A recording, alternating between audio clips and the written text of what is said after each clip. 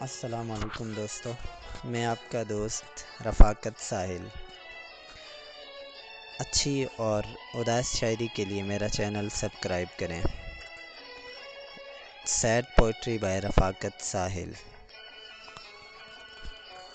تو نے دیکھا ہے کبھی ایک نظر شام کے بعد، تو نے دیکھا ہے کبھی ایک نظر شام کے بعد، کتنے چپ چاپ سے لگتے ہیں شجر شام کے بعد، اتنے چپ چاپ کے رستے بھی رہیں گے لا علم، اتنے چپ چاپ کے رستے بھی رہیں گے لا علم، چھوڑ جائیں گے کسی روز نگر شام کے بعد۔